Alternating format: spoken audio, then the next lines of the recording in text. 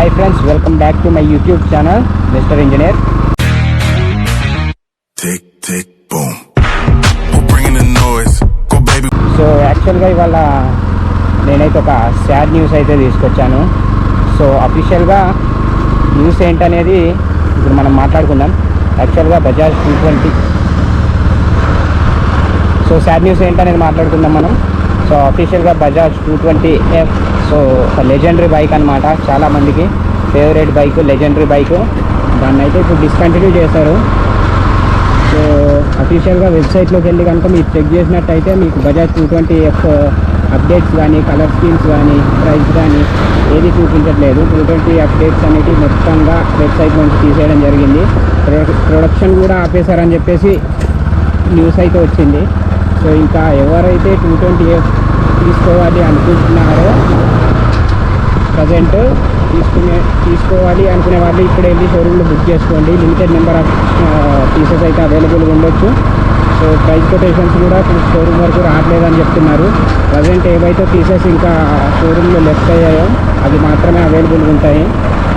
ఆ తర్వాత ఇంకా మనకి 220F షోరూమ్ నుంచి ఎవరైతే కొనాలనుకుంటున్నారో వాళ్ళ డ్రీమ్ ఇంకా డ్రీమ్ లాగే ఉండిపోతుంది. సో అందుకని త్వరపడండి. ఎవరైనా తీసుకోవాలనుకుంటే 220F ఇప్పుడే తీసుకోండి. బట్ తీస్ మ్యామ్ పల్సర్ వాళ్ళు, బజాజ్ వాళ్ళు ఎందుకు పని చేశారనేది కలుసుకుంటేనే బాగా అనిపిస్తుంది. సో ఇక్కడ ఒక యూటర్న్. సో ఎవరైనా 220F తీసుకోవాలి, షోరూంలో డ్రీమ్ అలా మిగిలిపోయింది అనుకుంటే మాత్రం ఇప్పుడే వెళ్ళి ఉన్న పీసెస్ని బుక్ చేసుకోండి. కలర్ స్కీమ్ అది ఇంకా ఎంత అవైలబుల్ ఉంటే అంత ఈడేవాడు అదే ఎక్కడ రాదు లేదా.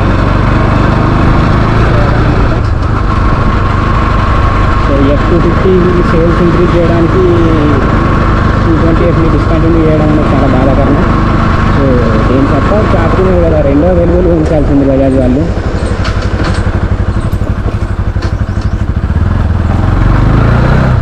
సో లెజెండరీ మిషన్ కానీ ఏం చేస్తాం, ఏదో చేయకూడదు తను చేస్తాడు. ఇక్కడ వాళ్ళకి అసలు స్పీడ్ బ్రేకర్లో